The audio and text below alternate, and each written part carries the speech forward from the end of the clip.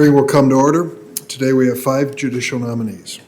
Eunice Lee, nominated to the Second Circuit, Veronica Rossman to the 10th, 3 nominees to the Western District of Washington, Judge David Estudio, Lauren King, Tana Lynn. Several of our colleagues will formally introduce the nominees. I'd like to make a few observations before we start. First, with these 5 nominees, the Biden administration and Senate Democrats continue to strive for professional balance on the bench across America. Today's slate includes, for example, 2 federal public defenders, a former immigration attorney, an expert in tribal law, and a civil rights champion. I will concede that historically there are many former prosecutors who ascend to the bench, and many of them do an extraordinary job, so it's no reflection on their backgrounds, what I'm about to say. But we need in our judiciary a reflection of America across the board, demographics and professional experience. To date, federal judges have come from that narrower pool of professional backgrounds, which I've said, nothing wrong with that. They make great contributions to justice in America. But we want to see if we can bring diversity to the bench across America, and I think that's a good goal. Consider how many active circuit court judges have experience as federal prosecutors. Active circuit court judges in the federal system, 48. How many have experience serving as public defenders across America? 2.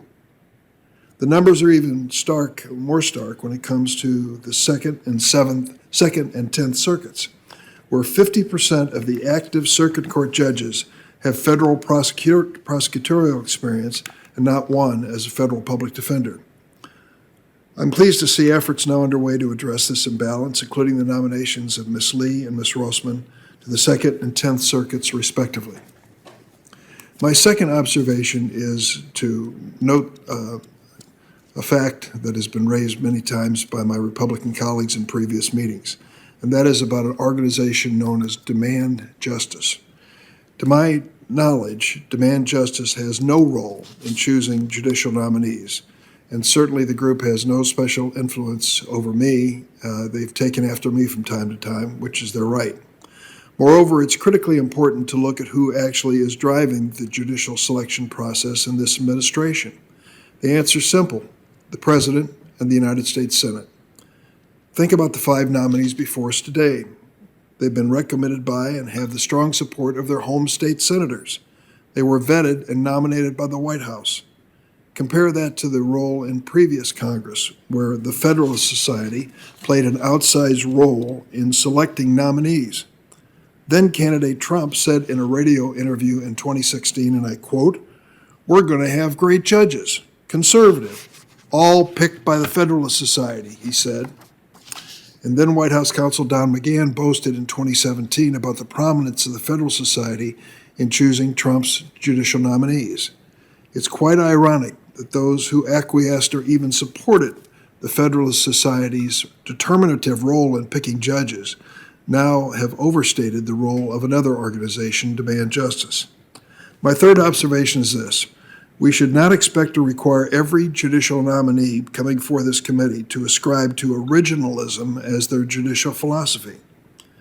As my friend Lori Lightfoot, the mayor of Chicago, pointed out, there's a very good reason why support for originalism should not be a litmus test. This is what she said last year, and I quote, "You ask a gay black woman if she's an originalist? No, ma'am, I'm not. That Constitution didn't consider me a person in any way, shape, or form because I was a woman, because I am black, and because I am gay. I'm not an originalist," so said the mayor of Chicago. She continued, and I quote, "Originalists say, let us go back to 1776, and whatever was there in the original language, that's it. That language excluded, incidentally," she said, "over 50% of the people living in America today." So the mayor went on to say, "I'm not an originalist." She's rather outspoken, as you noticed. Our most important lodestar should be whether nominees before us have the hallmarks of what makes a good judge. Independent? Can they set aside personal beliefs and leave partisan politics in the robing room? Will they apply the law to the facts? Will they approach every case in a fair-minded way? I firmly believe we can answer yes to these questions for each of these nominees before the committee today. And with that, I turn to my friend and ranking member, Chuck Grassley.